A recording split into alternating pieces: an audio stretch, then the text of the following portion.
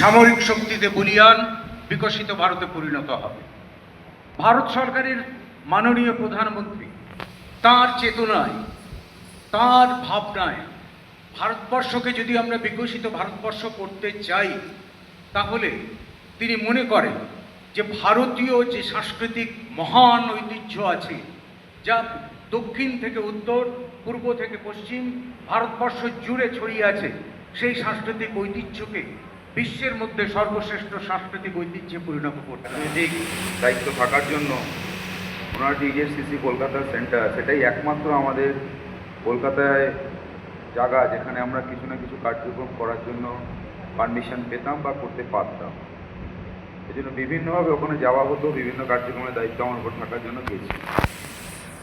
কিন্তু আমি চন্দননগরের বিধায়ক হওয়ার সুবিধায় আমার একটা সুবিধা এটা হয়েছে যে রবীন্দ্র ভবনটা ব্যবহার যারাই করবেন তারা আমাকে একটু জানাবেন। এই জন্য আমার সৌভাগ্য হয়েছে যে এখানে যা কিছু হবে আমার নলেজে চলে আসবে এবং আমার উপস্থিতি হবে। তার সুযোগে আমি আশিসের সঙ্গে কথা বললাম। এই চন্দননগর যেটা উনি বললেন যে চন্দননগর সাংস্কৃতিক শহর, চন্দননগর ঐতিহাসিক শহর, এর নিজস্ব একটা লিগ্যাসি আছে।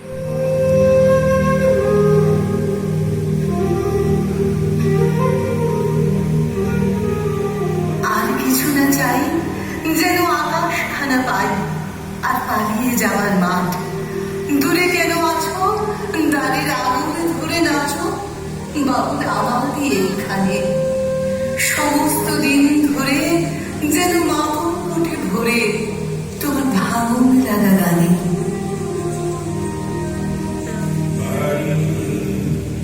কাছে আর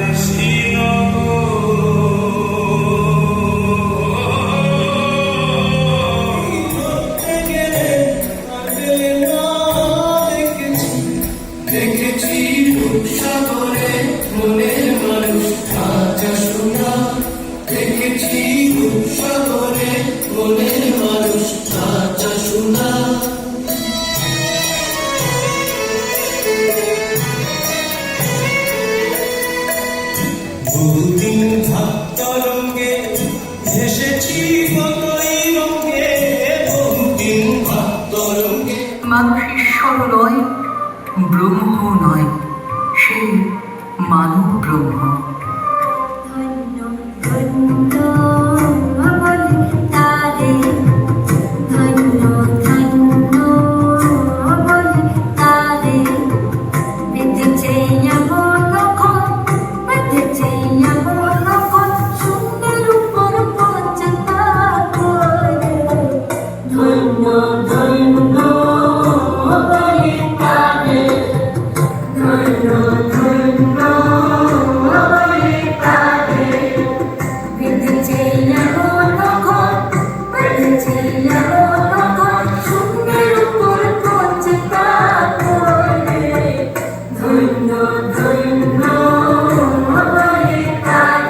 সন্ধান করেছেন বারংবার।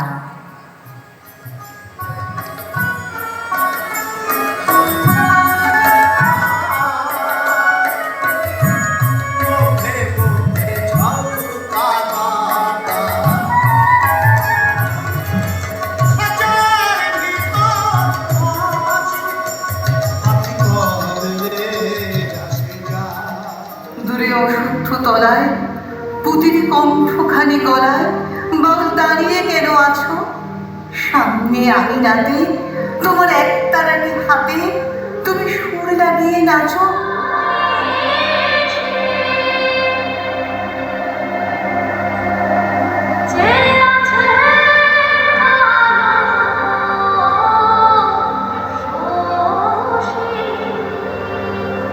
আমি হব বলে চরণ দাসী, হব বলে চরণ দাসী, ওটা হয় না কপাল গুনে,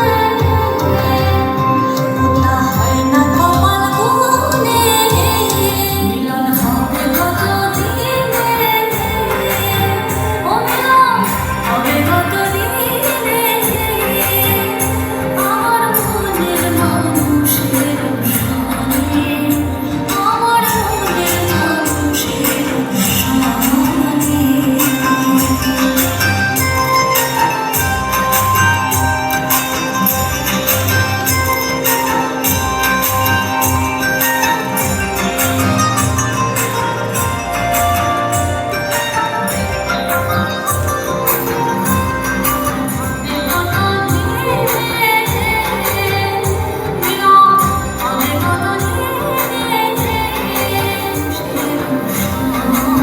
শিল্পীকে সম্মানিত করছেন ইজেসিসির পক্ষ থেকে অভিক বন্দ্যোপাধ্যায়। আমাদের মনের মানুষের এই খোঁজ চলবে সংস্কৃতির মধ্যে দিয়ে, কৃষ্টির মধ্যে দিয়ে, বাঙালির অস্মিতার মধ্যে দিয়ে সেই খোঁজ চলবে চিরকালীন। সেই খোঁজেই